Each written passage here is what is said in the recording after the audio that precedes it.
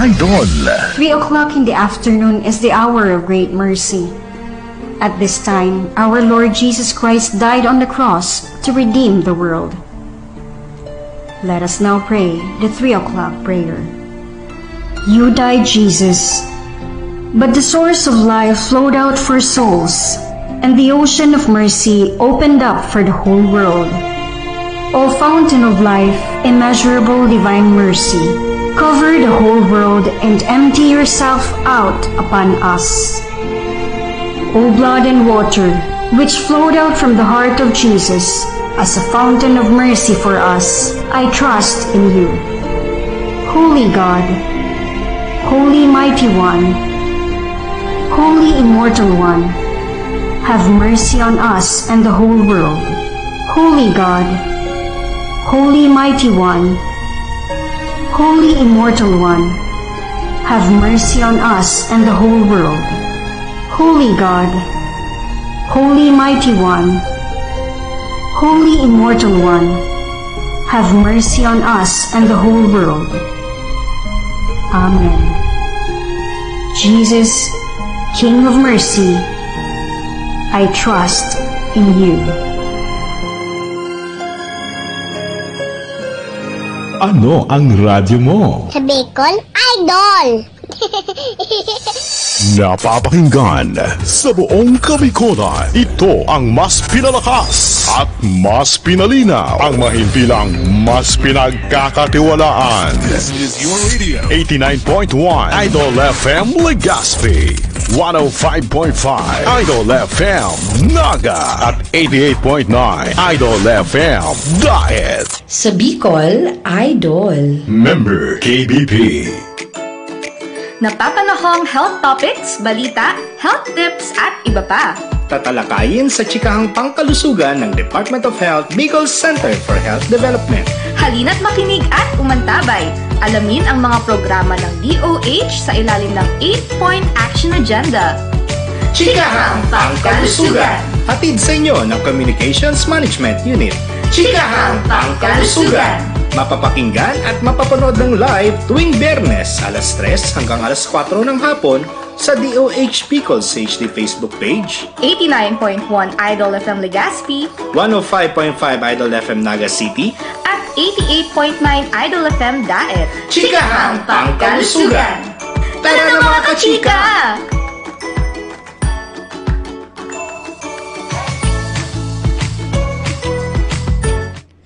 Ayan, magandang hapon po sa ating lahat.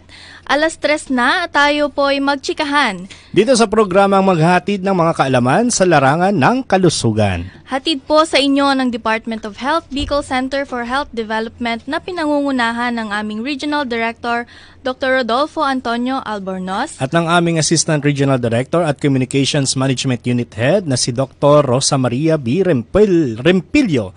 Ito ang Chikahang Pangkalusugan. Dahil ang life ay mas happy kung ikaw ay healthy. At tabayanan kami tuwing Biyernes alas 3 ng hapon dito sa Bicol Idol FM Legazpi, Idol FM Naga at Idol FM Daet. At mapapanood din tayo ng live sa DOH Bicol CHD Facebook page. At ako po si Nicole. At ako naman si Kenneth, ang inyong mga kachika mula sa DOH Bicol Communications Management Unit. Ayan. So dumako na po agad tayo sa ating balitang DOH Bicol.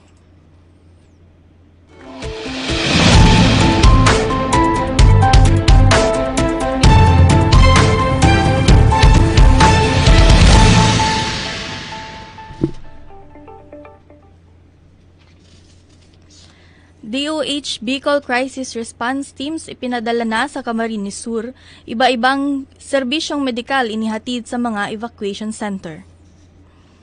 DOH nagpadala ng dagdag health commodities sa Camarines Sur. Health professionals mula NCR, Visayas ipinadala sa Bicol Region para sa Christine Response. Mahigit 9 milyong piso halaga ng health assistance mula sa DOH na ibahagi sa mga nasalanta ng Bagyong Christine.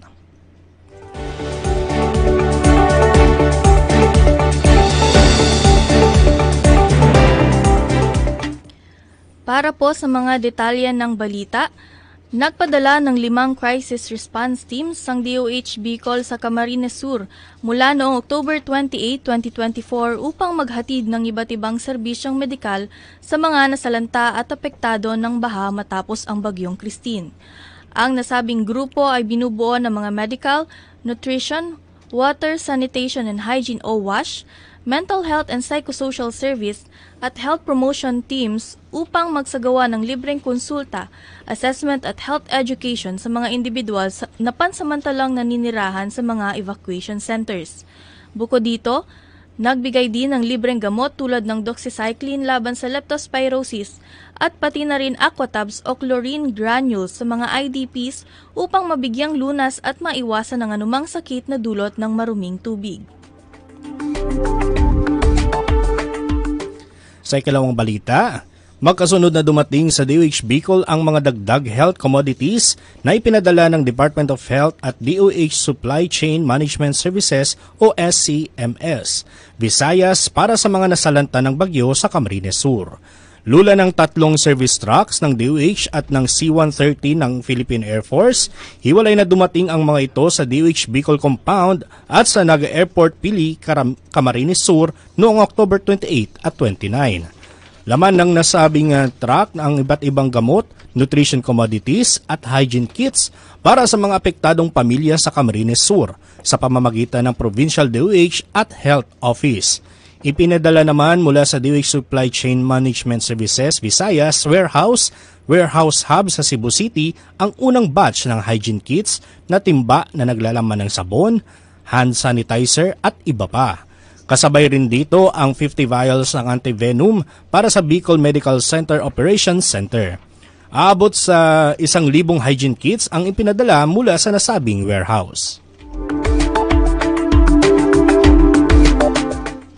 Para sa susunod na balita, ipinadala sa Bicol Region ng ilang health professionals mula sa NCR, DOH Eastern Visayas Center for Health Development, Tondo Medical Center, Amang Rodriguez Memorial Medical Center, at dumating din ang iba pang health professionals mula sa East Avenue Medical Center, Dr. Jose N. Rodriguez Memorial Hospital, Valenzuela Medical Center at Jose B. Lingad Memorial General Hospital, kasama ang Philippine Emergency Medical Assistance Teams o PMAT na binuo ng World Health Organization.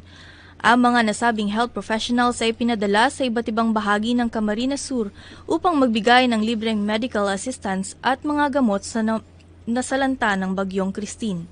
Lubos naman ang pasasalamat ni Regional Director Dr. Rodolfo Antonio M. Albornoz sa mga naghatid ng tulong at asistensya para sa response operations ng DOH Bicol. Sa susunod na balita, ayon sa nilabas ng status report ng DOH Bicol noong November 5, 2024, umabot na sa mahigit 9 na milyong piso ang naibigay na logistics assistance sa mga apektadong pamilya matapos ang bagyong Christine.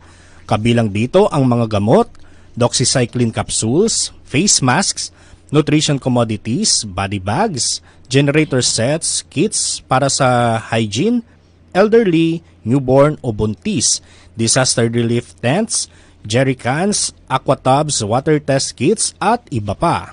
Patuloy naman ang ginagawang paglilibot ng iba't ibang response operation teams ng DOH Bicol upang matugunan ang mga pangangailangan medikal ng mga apektado ng nagdaang bagyo sa rehiyong Bicol. At yan ang mga balitang hatid sa inyo ng DOH Bicol Communication Management Unit sa linggong ito. Time check, 11 minutes, makalipas ang 3:00 ng hapon at dyan lamang po kayo dahil magbabalik pa po ang Chikahang Pangkalusugan pagkatapos lamang po ng ilang paalala mula sa Department of Health. Dito lang yan sa Chikahang Pangkalusugan. Chikahang Pangkalusugan.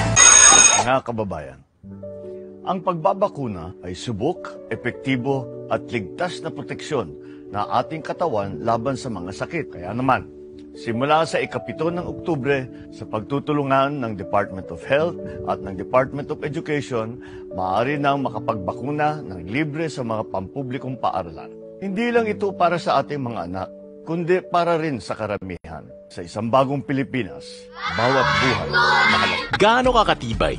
Sintibay ng haliging di payayanig sa magnitude 6? Sintibay ng boksingerong umaabot ng round 12? Gaano ka naman kaya katibay para matapos ang gamutan laban sa tuberculosis? Depende sa uri ng Mycobacterium tuberculosis na iyong nasagap, maaaring tumagal ang gamutan ng 6 na buwan hanggang 1 taon para sa drug-susceptible TB, ang TB na mapagagaling ng pangunahing gamot o first-line drugs. Tumatagal naman ng 9 na buwan hanggang 2 taon ang gamutan laban sa drug-resistant TB, ang mas matinding uri ng TB. Ang TB ay nagagamot, pero dapat araw-araw mong iniinom ang iyong mga gamot sa takdang oras o ayon sa payo ng iyong doktor. Kung may maramdaman kang side effects tulad ng pagkahilo, pagsusuka o pangangati, ipaalam sa iyong treatment partner, nurse o doktor. Nalulunasan ng mga side effects na ito kaya huwag kang susuko, huwag kang bibitaw. Mapatutunayan mo sa iyong sarili at sa mga mahal mo sa buhay kung gaano ka nga katibay. Para TB-free, huwag magminti sa gamutan. Tibayan ang iyong dibdib.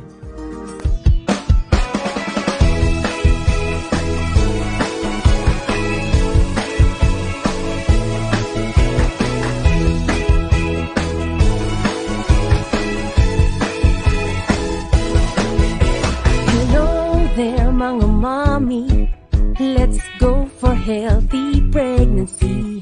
Tamang pagkain ng dapat para malusog kayo ni baby. Remember mga nanay, breastfeeding malaking bagay.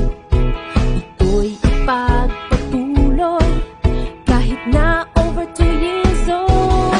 Tamang nutrisyon, kung forget, yan ang tamang solusyon. I like it, Lucky One. Oh, oh, oh, yan ang tamang paraan. Tamang nutrisyon, kung forget, yan ang tamang solusyon. I like it, Lucky One. Oh, oh, oh, yan ang tamang paraan.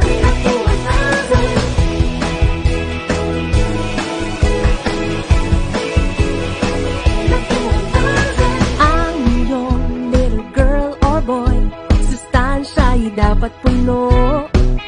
Susi sa tamang paglaki, go grow food na handa mo. First 1,000 days, importante, healthy eating para kampante. Paghandaan nutrition ni baby, makinig sa sinasabi. Tamang nutrisyon, yan ang tamang solusyon. I like it, Lucky One. Oh, oh, oh, yan ang tamang paraan. Tamang nutrisyon, yan ang tamang solusyon. I like it, Lucky One. Oh, oh, oh, yan ang tamang paraan. Lucky One. Oh, oh, oh, yan ang tamang paraan. Pangkalusugan. Alright, nang babalik po ang Chikang Pangkalusugan, alas 3:16 na po ng hapon. Ayan po. Ayan. So, ngayon po ay meron po tayo makakasamang health expert mula po sa DOH Bicol. Dahil po, ngayon pong buwan ay ipinagdiriwang or we commemorate ngayong buwan ng November ang World Diabetes Day. At ito po ay tuwing November 14. At ngayong taon po ay meron po tayong tema na Breaking Barriers, Bridging Gaps. So, isa po sa mga initiatives ng DOH Bicol ang Chikahang Pangkalusugan upang pong makamit or mag-align tayo for this year's theme ng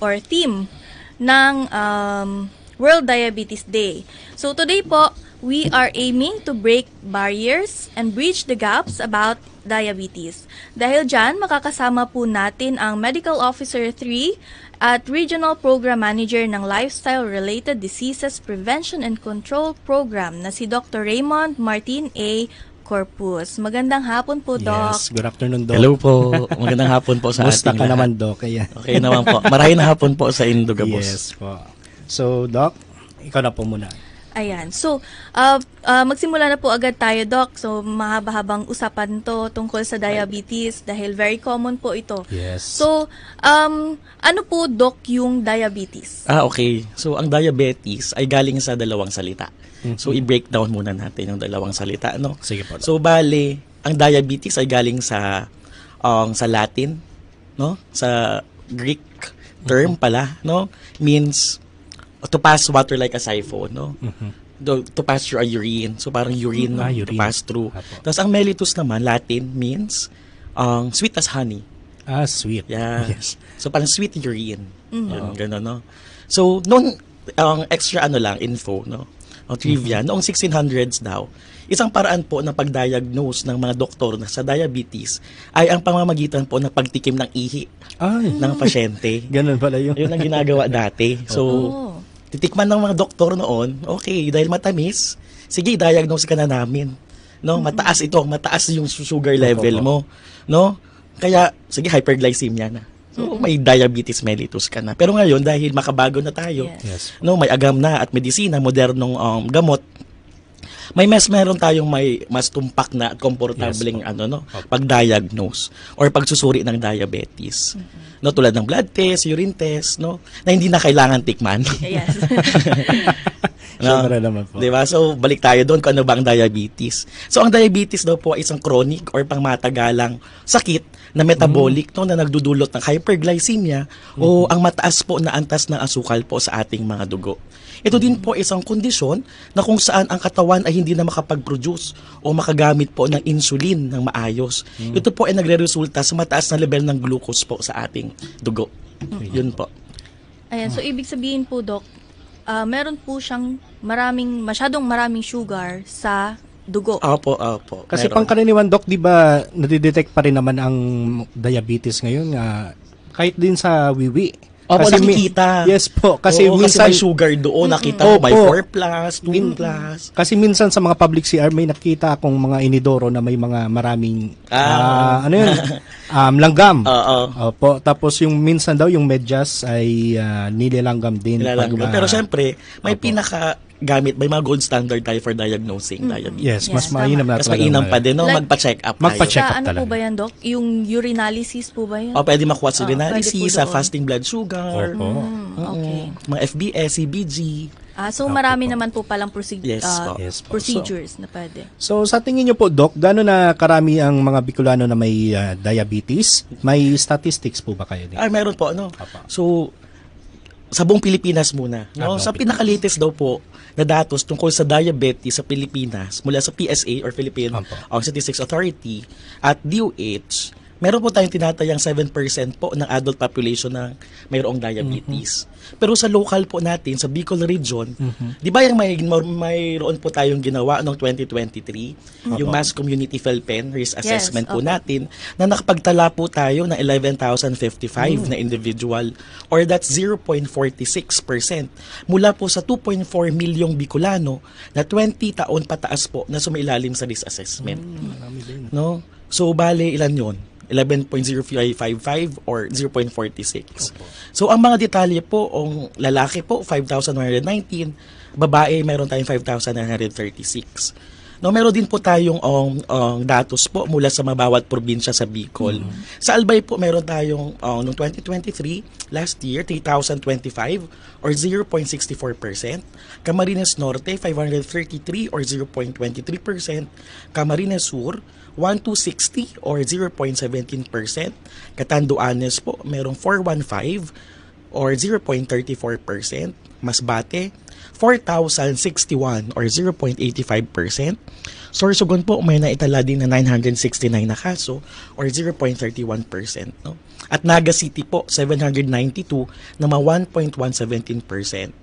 So makita po natin dito na may mga lugar po talaga sa Bicol na may mas mataas po yung risk, no, porsyento ng risk. Tulad po ng Naga City, Masbate, na nangailangan po na mas malalim na pangangalaga at monitoring po sa mga kaso ng diabetes. Ayan.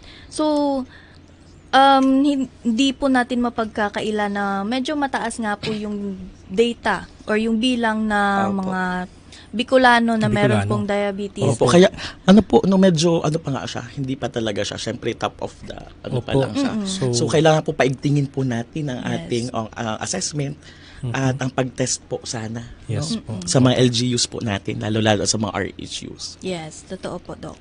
So, ngayon po, paano po natin malalaman or ano po yung mga sintomas na kailangan po nating i-watch out, lalo na sa ating sarili or sa ating mga kapamilya, para po malaman kung may diabetes na ba ako, may diabetes na ba yung nanay ko. Opo. Yan. Sige po, Doc. So bali madaming sintomas, no, ang diabetes, no. Pwedeng sabihin na dahil mahilig ka sa asukal, mahilig ka sa candy, no, sa tsokolate. Mga sweet tooth daw, magkaka-diabetes, no. Diabetes, no, sa community diabetes. Pero ang mga sintomas ng diabetes or diabetes ay maaari pong mag-iba, no. At ang ilan po dito ay hindi tiyak or non-specific, no. At mahirap matukoy po kaagad kung hindi tayo magpapatest. No, ilan sa karaniwang sintomas ay ang pagpayat. No, pagpayat mo, pero kahit hindi ka naman nagpapapayat, pero pumapayat ka, no? Pangalawa is pamamanhid po ng mga kamay o paa. Ito yung mga dulot na ng nerve damage. No, dahil sa super taas ng asukal mo sa katawan, nasisira na yung mga nerves po natin. Pati mga blood vessels din, no, sinisira niya. No, hindi gumagaling na sugat or mga non-healing wounds. Ayun, isa diba? sa ano po, opo. Diba, madaming ganyan. Actually, Doc, yun po yung pinakaalam kong yun, sintomas ng yung hindi daw po gumagaling yung agad sugat. yung sugat, no? Hindi agad. Hindi agad gumagaling. Kahit meron ka ng antibiotics, meron ka ng pwedeng i-request mo sa pasyente po, ma'am or sir, pwede ka po magpa-test po sa sugar ninyo. Okay. Tapos, laging uhaw, no? Yan. Di ba? Dahil sa labis ng pag-ihi din, no? At dehydration. Tapos, meron din po tayong problemang sexual. No? Lalo na po sa mga kalalakihan, pwede magkaroon po tayo ng erectile dysfunction. O ito po yung, dahil sa chronic hyperglycemia po, or mataas na asukal po, matagalang mataas na asukal na level po sa katawan, nagkakaroon ng damages po sa nerves and blood vessels po doon sa penile, po natin, no? Vessels and nerves. Yan, nagkakaroon ng erectile dysfunction. Panghihina, meron din po. No? Non-specific din siya. Dahil ito sa kawalan ng sapat na enerhiya mula sa cell ng katawan. Di ba? Dapat pumapasok siya, kaso hindi siya pumapasok. Then, palaihi. Di ba? Sinabi natin palaihi. Madalas sa pag-ihi dahil sa mataas na asukal sa dugo. Palakain din. Yeah. No? Laging gutom kahit kakakain lang. Hala. No? Lalo na paggabi, no? Yan talaga. Masarap kasi kumain pag Yes. diba, pag gabi. Diba, yung magdi-dinner ka na, midnight snack. Midnight snack ka pa. Perfect. Tapos mayroon pa tayong panglalabo ng paningin, no? Ayan. So maaaring maapektuhan po ang mata dahil sa pagbabago sa blood sugar. Naapektuhan po yung mga ugat po natin din sa mata. No? Ngunit mas madalas po ang mga taong may diabetes ay wala o hindi agad nakakaranas ng sintomas. No, diyan na pinaka-common, wala po talagang sintomas, no. Lalo na sa mga unang yugto ng sakit. Kaya mahalaga po ang regular na pagsusuri or check-up po upang matukoy po natin, no, ang sakit po, no, kahit wala po tayong nararamdaman na sintomas. Magpa-check up po tayo. No, kasi meron na po tayong konsulta. May PhilHealth konsulta na po tayo sa bawat RHU, LGUs. No, libre po 'yun. So,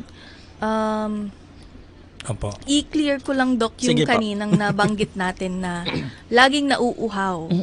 Ayan. Nauuhaw saan, Doc? Nauuhaw sa pag-ibig. Kasi, nauuhaw sa tubig. Baka yung mga kaibigan natin dyan, iba pala yung nauuhaw. Merong ibang meaning yung nauuhaw. Nauuhaw sa pala tubig. Alak? Alak, no? Hindi, bawal tayo dyan sa alak. Bawal tayo dyan. Tubig tayo, no? Pero baka yung iba sa pag-ibig nga ba, di ba? Yeah, pwede rin, Doc. So, kailangan ma-clear natin yun. Uhaw po sa tubig. Tubig, hindi po sa tubig. Dahil may diabetes ka, sweet ka, di ba? Opo. Kadalasan, anong po yan nararamdaman, Doc? Gabi po or umaga or anytime po? Anytime of the day, pwede mo siya of the day. maramdaman. Na lagi, parang lagi kang uhaw, na lagi kang kasi siyempre, di ba, may tripis ang polyphagia, yung pagpakain mo. No, yung polydipsia, yung pag-inom ng madaming tubig at polyuria, yung pag-ihi mo ng madami. Pero kadalasan sa gabi nga paulit-ulit kang bumabangon. Yun, di ba? Paulit-ulit kang bumabangon, ihi ka ng ihi. Isa din yun sa mga sintomas. Opo. Pero siyempre kung na feel mo na yun sa katawan mo, Pa-check up ka na. Pa-check up agad. Huwag mo nang isipin, ay baka diabetes to. Oo. Parang guilty Kasi ako, Dok. Guilty. Doon na, parang guilty ako kasi Ako din nga kadalasan eh. Oo. May dala ko ngayon eh. Tingnan mo. Oo po. Parang sabi mo, Dok, water tayo ngayon. Walang healthy, charot. Ayan. So, important talaga yung konsulta. Yes, Kasi napaka-importante yun. Opo, Dok. yung mga symptoms po yung ibang symptoms na nabanggit po ni Doc is hindi lang naman sa diabetes nakikita. Yes, non-specific siya. Yes. So if vocal siya sa iba, pwede din sa pwede din siya sa high blood, pwede din siya Opo. sa kidney problems, di ba? So, very important po talaga yung check-up or Opo. konsulta. Kasi alam naman natin, Dok, na ang diabetes ay isa sa pangkaraniwang sakit ng mga Pinoy. Opo. Opo. Lifestyle-related diseases. Hindi lang high blood, talagang ano din. Partner sila, diabetes. mag-brother yan. Opo, yun din. Mag-sister. So, ano naman po, Doc? Ano naman ang mga risk factors, modifiable or non-modifiable? Okay. So, madami tayong mga risk factors, no? Kaya meron na hati ito sa modifiable at non-modifiable. Opo. So, sa non-modifiable po, meron tayo, ang tawag po doon, hindi nababago. No? Yung innate na po sa atin, yon. Ito yung mga salik na hindi na natin kayang baguhin, ngunit mahalaga upang malaman kung sino may mas mataas na panganib sa pagkakaroon ng diabetes. No? Unang-una sa edad. Ang age din naman natin mababago, di ba? So, non-modifiable siya. So, mas mataas ang risk ng diabetes sa mga matatandang tao. No, karaniwang 45 taong gulang pataas based sa studies. No? Number 2, kasaysayan ng pamilya or family history. Ayun lang. No? Kung may mga kamag-anak, lalong-lalo na po sa mga magulang or kapatid na may diabetes, mas mataas po ang posibilidad na magkaroon ka din. No? Pangatlo, lahi or etnisidad. Ang ilan na mga grupo ng lahi tulad ng mga Pilipino, mga African American, Hispanic at Native American ay mas mataas na panganib na magkaroon ng diabetes, no? Kumpara sa ibang grupo ng lahi, based din po to sa studies. So pangalawa, meron tayong mga modifiable factors. Ito yung mga nababago, no? Ito yung mga salik na maaari nating baguhin or kontrolin, no, ng isang tao upang mabawasan ang panganib natin po sa pagkakaroon ng diabetes. Unang-una, kaya po ba natin mapigilan ng pagkain? Diba? Kaya natin yon. Diba? So, diet po, no? Diet na mataas sa asukal at taba. So, ang pagkain na maraming processed food po, no? High-fat foods, at ito po ay nagpapataas sa risk po sa ating ng diabetes. So, pangalawa, ito po yung physical, no? Ang active lifestyle po, no? So, mga hindi, or sedentary lifestyle. Ito yung mga hindi man lang nakapag-exercise ng 30 minutos bawat isang araw. Wait. Diba? Parang guilty tayo, no? Guilty tayo lahat. Mas okay pang umupo, no? Pero dapat po, no, ang kakulangan kasi daw sa ehersisyo at hindi pagiging aktibo ay isa sa pangunahing risk factors. Naipon kasi No? Dok, hindi nakakalabas. Yung... Para sa diabetes. No? Magagalit dito si Ma'am Kalay kung hindi tayo mag-zumba. No? At mag-exercise. Sorry po, Ma'am Kalay. Mga pasaway kami. Minsan hindi kami nakapag-join. Kaya mag-zumba tayo, no? Opo, lagi. Labis na timbang po or obesity. No, ito po yung pagkakaroon ng labis na timbang, lalo na sa tiyan. No? Yung mga malaking belly. No? Ay malaking epekto sa panganib ng pagkaroon din ng type 2 diabetes. Sabay na po natin yung paninigarilyo. No, paninigarilyo ay hindi lamang makasama sa baga, lalong-lalo na ito pa ay nakapagpapataas din ng panganib sa diabetes. Ay. Yes, yung smoking. Kahit hindi siya, Doc, sabihin natin wala naman siyang sugar content. Yes. May ganun pala talaga yun. Oo. Ang mga paninigarilyo. Opo. Lalo na ang mataas na blood pressure, ang BP, no? Kasi lagi silang magkasama. Ang BP at cholesterol, no? Ang hindi kontroladong hypertension or mataas na presyon sa dugo at mataas na cholesterol ay napagtataas din po ng risk ng pagkakaroon ng diabetes. Kaya po, ang pagpapabuti po ng lifestyle tulad ng pagkain ng tama, regular na ehersisyo, at pagpababa po ng ating mga timbang ay maaari pong makabawas po sa panganib na pagkakaroon ng diabetes. No, lalo-lalo na kung may mga modifiable risk factors po tayo. Opo. No? Yan. So, kung alam na po natin na meron po tayong mapagmamanahan ng diabetes, mas mabuti na pong unahan na natin magkaroon ng mas magandang lifestyle talaga. Diba? Una-una kasi mahirap mag-start eh. Mahirap. Diba? Disiplina talaga sa sarili ang Opo, kailangan. discipline talaga. Oo, kasi kahit gutom ka na, di ba? Kahit busog ka. Opo. Diba? Kadalasan dyan na papasok yung bukas na ako magda-diet. Oo, bukas na. Hanggang matapos ang taon. Oo, yan. Isang taon naman. Wala na, New Year na naman. New Year na. Tapos di mo alam, inatake ka na sa Ay, lalo na ngayon, Doc. magno-noche buena. Yeah, no? mag-noche buena na tayo. Yung mga spaghetti, mga O lechon. kontrolin natin ang Yan, pagkain mga natin no, liquid sa holidays. floats. Speaking po ng Noche Buena, yung mga family gatherings ngayong holidays, paparating na holidays. Oo. Pwede po ba nating malaman kung ano po, Dok, yung mga pagkain na or uri ng pagkain na possible po nating maiwasan na ihanda para maiwasan din po yung Meron ba kaya, diabetes? Dok? Kasi Meron halos kaya, parang... Halos lahat lahat carbs eh. No? Yan. Pero di naman po masama ang pagkain ng carbohydrates, no? Sa tama lang. Tama lang tayo. In moderation. Yun po yung Oo. key. Dapat In moderation. Kasi yung in iba naman, moderation. nakakapag, isang beses lang naman kasi naghahanda sa isang taon. Nung ganong Bagay. kadaming Sa bagay paghahanda. So, yung iba parang cheat day na din yun. Opo. Pero dapat, in moderation pa din tayo. Yan, No? tama. So, in moderation pa rin po ang pagkain natin. Kahit na holiday Kahit season. na holiday Yan, season po yan. yan. Para po maiwasan natin. Kaya buti naman, Nick, na tayo ang Yes. nagprograma dito. Oo nga. Parang it's a sign. Parang it's a sign na din. Masyado din ang tiyan ko, Pati din po ang mga anchor at host ay Yes. kailangan din na magabayan din sa kanilang kalusugan. Kailangan magabayan. Siyempre Ayan. po. So, na-identify na po natin, nalaman na po natin kung ano yung mga risk factors, yung mga sintomas. Dumako na po tayo, Dok, sa kung paano po natin maiiwasan. Ayun. Ito dapat ang dapat malaman natin. Yes. No? Kasi po ayon po sa Philippine Endocrinology, Metabolism at Diabetes, meron po tayong mga hakbang. Meron silang tinatawag na apat dapat laban sa diabetes. Apat dapat laban sa diabetes. No, ito po ay makatulong upang maiwasan po natin ang pagkakaroon ng sakit na ito. So ang una po ay ang pagkakaroon po ng balanced diet. Ayan. Balanced diet na mababa po sa asukal, asin at taba. No? So iwasan po natin ang mga processed foods at pagkain na mataas sa asukal, asin at taba. Pumili po tayo ng mga masustansyang pagkain tulad ng mga gulay, prutas at whole grains. No? Ito din po ang pagkain ng tama sa oras at tamang dami upang hindi po magresulta sa labis na timbang. Yan. So, yan po yung unang-una po natin, balanced diet. Sa apat dapat, no? Pangalawa, regular na pag-eehersisyo. So mag-ehersisyo po ng hindi bababa sa 30 minuto po araw-araw. No? Ang mga moderate to high intensity exercises tulad ng brisk walking, jogging, biking or swimming, no, ay makakatulong din sa pagpapababa ng blood sugar at pagpapabuti po ng kalusugan ng ating mga puso. Opo. So, subukan po natin itong gawin, no? Kahit 5 beses sa isang linggo.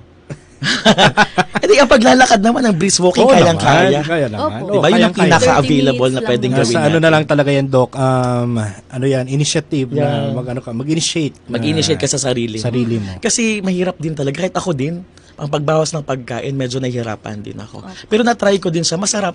Maganda sa katawan talaga. Sana all po, Doc. Oo, maganda. Nakagawa mo na. Maganda sa katawan, no?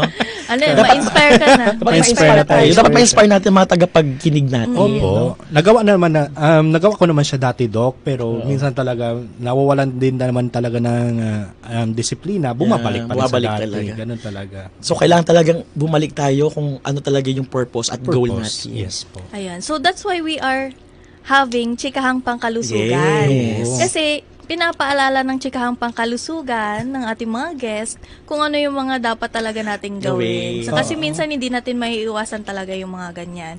But, since nalaman natin kung ano yung mga possible na mangyari sa atin kapag may diabetes tayo, pwedeng matakot na, baka pag-isip-isip na tayo na mag-start na kaya ako bukas. Yes. Oo. Kasi ang sarap talaga mabuhay, Doc, ng healthy. Correct. Wala kang Correct. Dapat problema. yan talaga. Sabi nga nila, bawat buhay mahalaga, di ba? Yes. So, magsisimula tayo talaga sa magandang kalusugan. Yes, Kalusugan totoo talaga. po. Yes po, Doc. So, sa sunod paano na po tayo. Pangalawa na yan, no? Pangatlo na.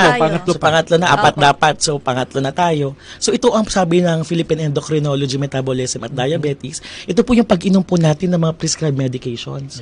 No? Di ba, nagpapacheck up tayo. Kung may iniinom na gamot po ang doktor or binigay po sa atin, iturok at inumin po ito ayon sa tamang oras at dosage. Opo. No?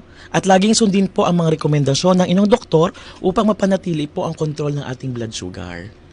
No? At pang-apat po, ito po regular na po na pag-check up sa doktor. Yes. Magpa-check up po tayo. No, magpa-check up at mag-monitor po tayo ng blood sugar at cholesterol levels. No, ang regular na konsultasyon po sa doktor ay makakatulong po sa maagap na pagtuklas ng anumang pagbabago sa inyong kalusugan. Hindi man lang po diabetes. Pa-check up ka lang, malalaman mo. Yung iba kasi natatakot eh. Yes po. 'Di ba? Pag nalaman mo ng mataas ang BP mo, mataas ang sugar mo, mataas ang creatinine mo, mataas ang uric acid mo, medyo iba tayo doon. No, dapat mag-change yung ating behavior towards it. Okay. 'Di ba? Kaya nandito yung ito, chikahan po natin sa pangkalusugan. Babaguhin po natin ang inyong mga perspektibo. No? At ito po, no, kailangan po natin ng regular na konsultasyon. Lalong-lalo na po. Yung 4 dapat. So, ulitin po natin, no? Yung 4 dapat ng Philippine Endocrinology, Metabolism at Diabetes. Ang unang-una, pagkakaroon po ng balanced diet. Pangalawa po, regular na ehersisyo. Pangatlo po, ang pag-inom ng prescribed medications. At ang pang-4 po ay ang regular na check-up sa doktor. Yes po. Tandaan po natin yung 4 dapat laban sa diabetes. Opo. Yung regarding po, Doc, sa diet, Doc, mataas po ba talaga ang sugar content ng mga rice? Kasi nagraramihan na din talaga sa atin dito yung mga anti-rice na iba-iba din talaga ang ng per cup, per ganon, ilang calories ayan, mga sugar na. Kasi ang carbohydrates yan eh. So anong product ng carbohydrates? Hindi sugar. Di ba? So depende na lang po yan sa atin sa kailangan mo araw-araw. No? Kaya meron tayong di ba may nutritionist dapat. Kung ilan na kailangan mong cups per day. Diba? Pero alam mo din sa sarili mo, yung iba nga, kaysang kaldero, diba? Grabe, iba na yun, Doc. Iba na yun. So, alamin natin sa sarili natin. Diba sa opisina, meron tayong mga bento boxes, diba, binigay sa atin. So, may isang portion doon na yun lang yung rice mo. Diba? So, nalalaman po natin doon. So, dapat alamin natin yan. No? Pa-check up din po tayo sa ating mga nutritionist, dietitian. Yes, tama po. Ayan. Okay. Sige po, Sir Kenneth. Okay. So, Doc, ano naman po ang mga interventions o program ng Department of Health para sa diabetes? Yun. So, ang Kagawaran ng Kalusugan, our Department of Health, sa pangunguna po ng Non-Communicable Disease Prevention and Control Program at lifestyle-related disease prevention and control program din, may mga programa po kami layunin na bawasan ang kaso po ng diabetes at iba-iba pang lifestyle-related na sakit. So, ngayon po sa administrasyon po ng ating Pangulong Marcos, BBM, kasama po sa programa ng DOH Priority Health Outcomes, no? Ang pagpababa po, no, sa diabetes at hypertension, NCDs. Ito po yung layunin po. Ang layunin po ng ating programa ay maabot po yung 50% improvement po sa pagkontrol ng diabetes. Pati na rin po sa hypertension at iba pang non-communicable diseases. No, yun po yung aim po natin. So ano ba nga mga other interventions po natin? Health education, health promo. Yes po. Unang-una talaga 'yan. No, ang pagtuturo or ang pagpapalagana po ng kaalaman natin tungkol sa diabetes. Ito na po, isa na po itong way, no? Ang pagturo po ng mga sanhi nito, sintomas, at kung paano po natin maiiwasan ito. Awareness talaga is a number 1. Yes. So number 2 is prevention. No, ito po yung pagpapaigting po ng mga hakbang para maiwasan po natin ang diabetes. Tulad ng pagpapalakas ng healthy lifestyle, tamang pagkain, regular na ehersisyo po, no? Ang sabi nga po sa priority areas ng health promotion po natin, number 1 po 'yan, di ba? Diet and physical activity. So, number 1 priority natin siya. So, pangatlo, risk assessment yung ginagawa natin. So, ito po yung pagsasagawa or ang pagsuri upang matukoy po natin ang mga individual na nasa panganib o may mataas na posibilidad na magkaroon ng diabetes. Gamit po ang tool ng PhilPen. No? Ito po yung Philippine Package of Essential Non-Communicable Diseases. No, ito po yung mga tinutukoy po natin dito, yung mga risk factors, at tayo po ay magbibigay ng rekomendasyon para sa pamamahala ng kanilang kalusugan. No, sa bawat munisipyo po may PhilPen risk assessment po 'yan sa mga RHU, CHUs. Yan po, Dok, yung nagbabahay-bahay po sila. Yes, pero regular po talaga yung ginagawa na ating mga LGUs. No? Kasi minomonitor yan ng mga healthcare workers natin sa baba na every time may bagong patient tayo, PhilPen risk assessed 'yon. No, chine-check ang BP, ang diabetes, ang sugar level, lahat na nandoon, may mental health na, may cancer. Kasi NCD siya. So, holistic yung approach ng PhilPen natin. No? Tapos, ang sunod po, ang screening. Importante yung screening talaga. So, ito yung pagkakaroon po ng regular na screening para sa mga tao lalo na sa komunidad upang maagapan po ang mga posibleng kaso ng diabetes. No, may mga tulong po ang DOH na lalo na sa screening. Nagbibigay po tayo ng glucometer, di ba? Sa mga ngayon po kasi sa totoo lang devolve na din po talaga ang commodities ng lifestyle-related diseases. Pero po bilang tugon po sa mataas po na NCD sa ating rehiyon, ang programa po natin, ang NCD cluster po ay nagbibigay ng tulong sa mga geographically isolated and disadvantaged areas po. Okay. So lahat po ng GIDA barangays po sa buong Bicol ay nakaka-receive po ng glucometer, losartan, ang lodipine, metformin para sa diabetes. Sila po ay natutulungan natin. Sa mga RHU po to, Doc? Opo, pero yung mga identified nilang mga GIDA barangays, yun ang tinutulungan natin. Hindi tayo magsasawang tumulong doon. Yan, tama. Screening, no? Sunod po, ito yung medical management po natin sa mga hospital na din naman to at mga RHUs. No? Ito yung ginagabayan natin tayo sa DOH, yung mga CPGs at yung mga health omnibus guidelines, no, yung mga bagong ways kung paano natin may improve ang diabetes management. Kasi may kasama na yung insulin management, wound management, wound care, no, so may mga diabetic. So doon po tayo nagbibigay ng mga TAs po sa mga munisipyo. At ito, sinabi ko na, pagsasanay po sa mga healthcare workers, no, meron po tayong mga trainings sa mga munisipyo po natin na LGUs. No? Ito po yung PhilPen training natin, ano pa yung mga training, mga health promotion, mga training natin, yung mga BTI, no, blood tobacco interventions. Madami pa po tayo. Next year po, madami po kaming trainings na in-integrate na po namin siya. Sinama mo na po namin siya sa loob ng 5 araw. Lahat po sa NCD. Ayan. So maganda po yun kasi important na equipped yung mga healthcare workers natin sa baba para mas effective yung pag-identify natin ng mga sakit. Kasi kung hindi sila equipped, paano natin may pagkakatiwala yung kalusugan natin, di ba? So, ayan, mas mabuting alam po ng public na well-trained and may alam po ang mga healthcare workers natin. So, ayan. Hindi nagsasawa ang DOH. Magbigay ng mga technical assistance sa ating mga LGUs. No? Every year tayo nagbibigay at sa kanila. At sana nakakaabot din po, Dok, sa mga barangay health centers para mas madali na lang. Mas madaming Opo. Kasi hindi lang tayo health promotion at prevention, di ba? Tinuturuan din natin sila for screening, risk assessments, no? Pati management. Kompleto na yan. Kasi may device po, di ba, Doc, na yung nadidetect mo na yung po? Yes, glucometer, yung sugar level mo. Minsan may mga natatakot kasi niya na parang tutusukin daw. Medyo invasive nga siya. It's normal naman na kailangan talaga gumamit noon, no? Sa glucometer at pwede din sa blood, no? Magdodraw ng blood sa inyo at matest po yung sugar natin sa katawan. Yes po. So, di ba sinabi ko sa inyo na ang DOH-CHD Bicol ay nagbibigay tulong po, no, sa mga GIDA barangays po natin. Nagbibigay po tayo ng gamit. Pati nga timbangan, nagbibigay tayo BP app, timbangan, glucometers, binibigay po natin sa kanila. Yes po. So, ayan, sa public po ulit, well-equipped din po ang mga health facilities natin sa mga barangay, sa mga rural health units, at libreng-libre po ito, Doc. Ano po? Yes. Pag nagpa-screen or nagpa-check po tayo. So, kasi lalo-lalo na sa mga e-consulta accredited po ninyong mga RHUs. Yes. Libre po yan. Ayan. So, i-grab na po natin yung opportunity na meron pong libre para sa inyong kalusugan. Yes po. So, sa sunod natin na tanong, Doc, meron ba tayong, or sino-sino po ba yung mga partners natin sa programa para sa diabetes? Meron po ba tayong mga partners? Madami tayong partners. No? Ay, meron po. Hindi lang tayo partners sa pag-ibig, no? So, meron tayong partners din sa diabetes. In general, sa non-communicable diseases, no, partners po natin sila. So, may mga katuwang po tayong organisasyon at mga sektor po, no, upang maging mas epektibo po ang programa nating laban sa diabetes. Unang-una, nangunguna na po dyan ang Philippine Society of Endocrinology, Diabetes at Metabolism. No? Sila po ang eksperto dito. Yes. No?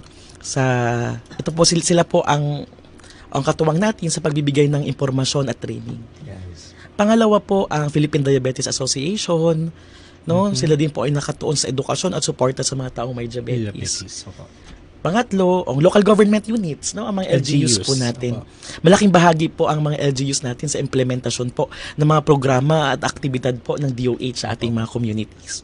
Sila ang nag-oorganisa, no, ng mga screening at awareness campaigns po natin, no, sa mga lokal na barangays po natin. At wag nating kalimutan yung mga national government agency po natin, no?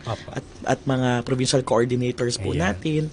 Nakatuwang po natin sa pagpapalawak sa mga inisyatibo at pagpaplano po ng mga programang nakatutok po sa ating kalusugan.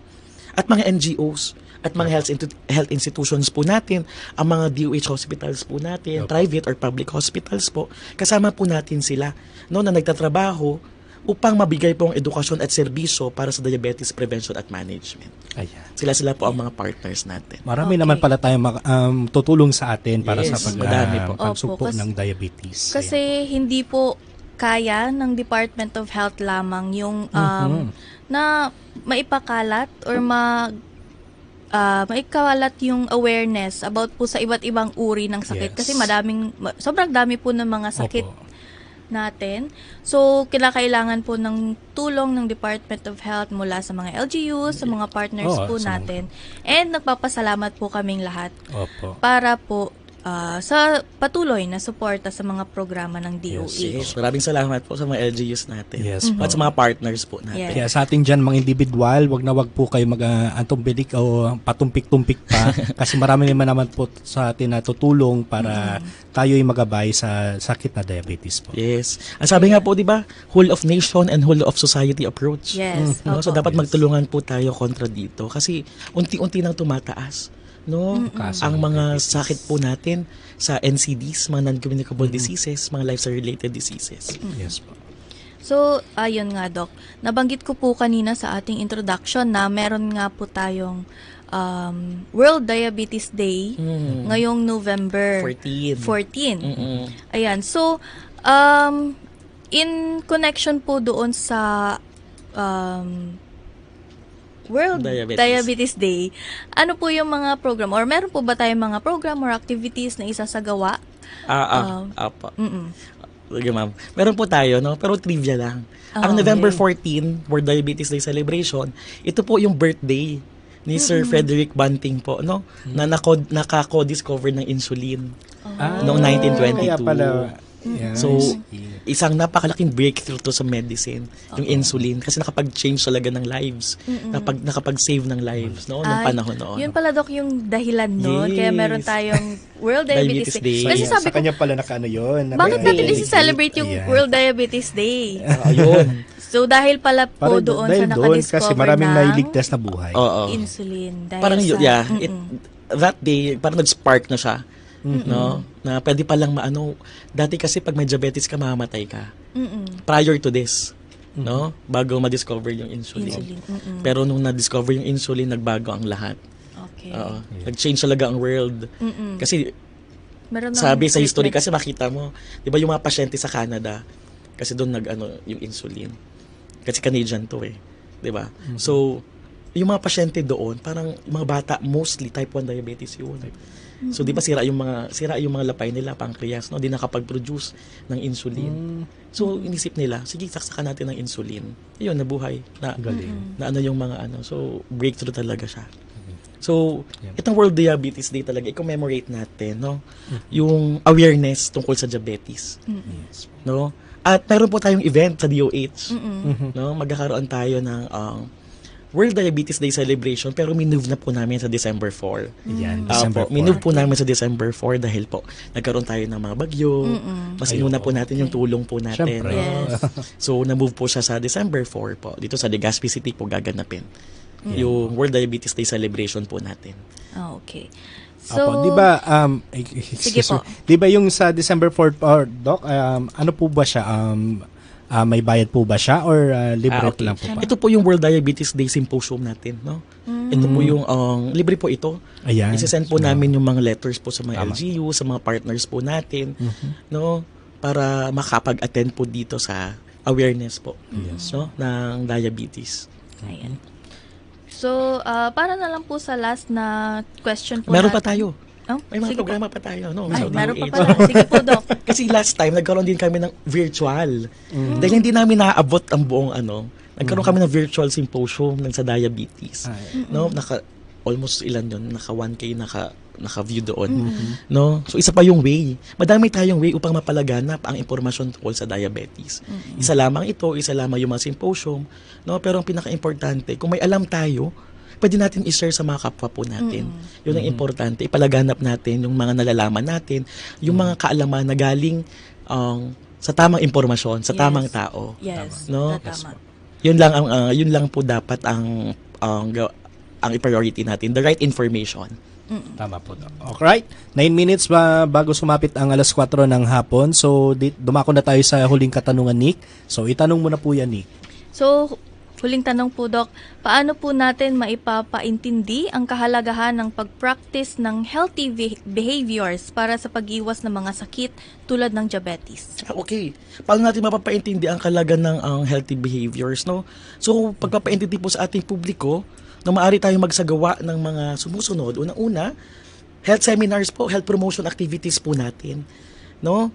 Ulit-ulit po tayo, wag po tayo magsawa sa health promotion po natin. No? Pangalawa, pagpapakita po ng kwento or mga testimonya po natin.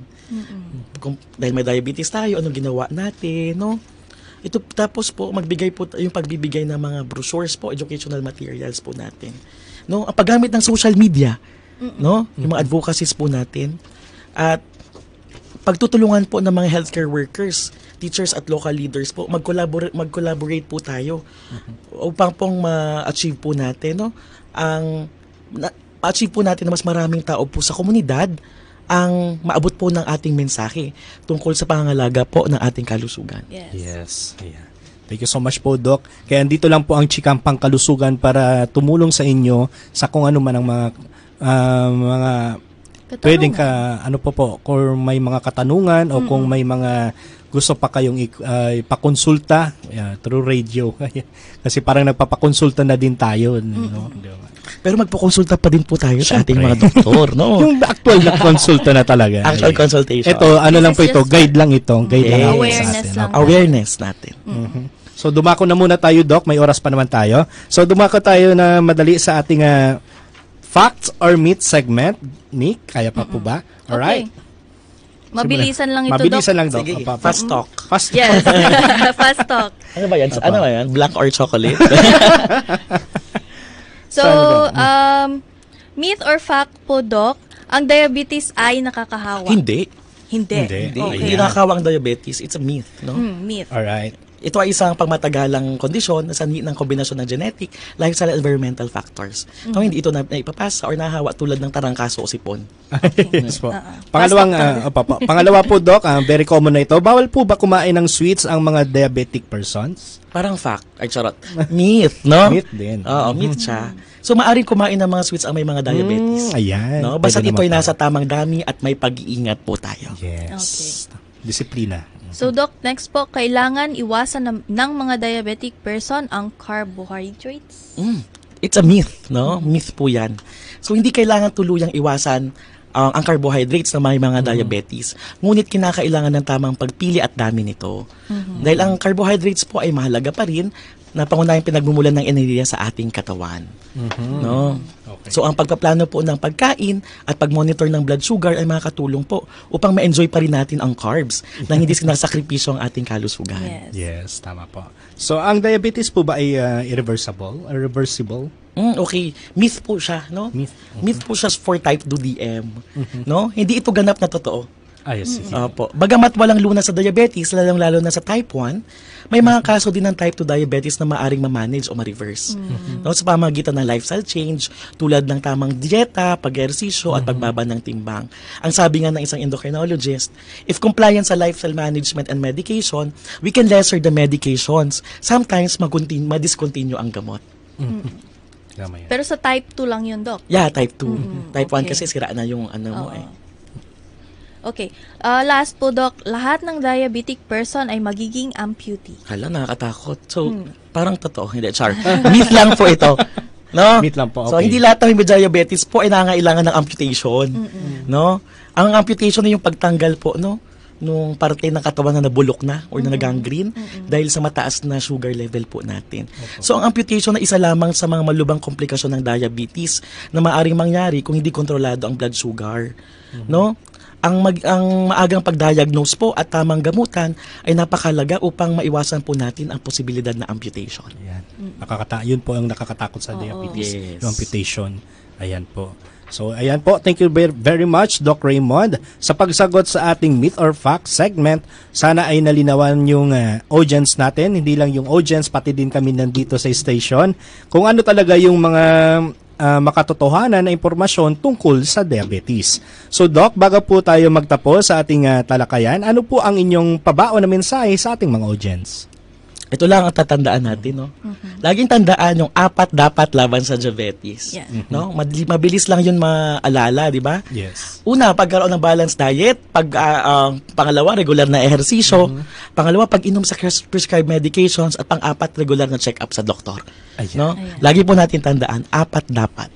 Yeah. 4 dapat. 4 dapat. Ayan. Ayan. So mag-exam tayo niyan, Nick. Pag uwi natin sa office, question and answer pa rin. Ayan. So, yan po ang naging chikahan natin. Kasama po si Doc Raymond Martin Corpus. At maraming salamat po, Doc, sa Thank you so much. pagpapaunlak sa aming imbitasyon. Ang bilis lang pala, no? Yes, di ba, Doc? Nabitin ka ba? Medyo nabitin. Tapos gusto ko ng chika. More chika pa tayo.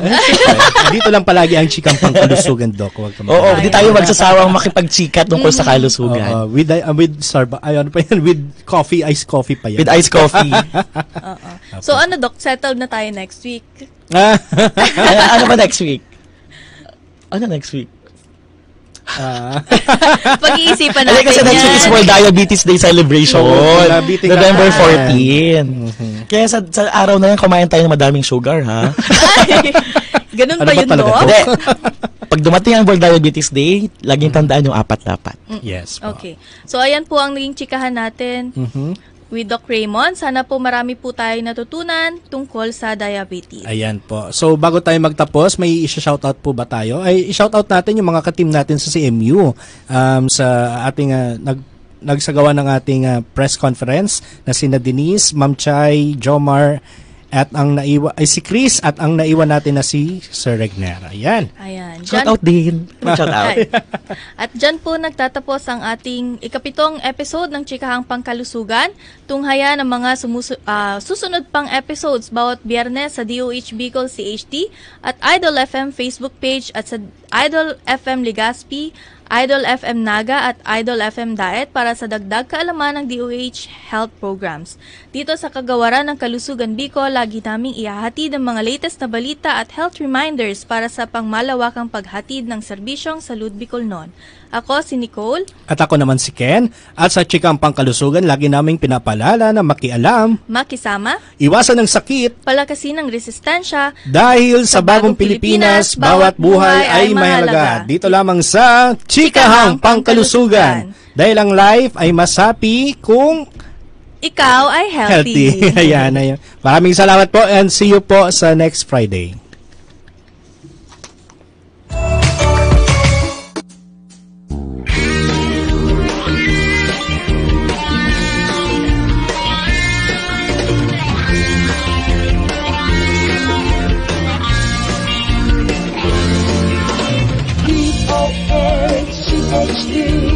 DOH, CHD, Servisyong Salud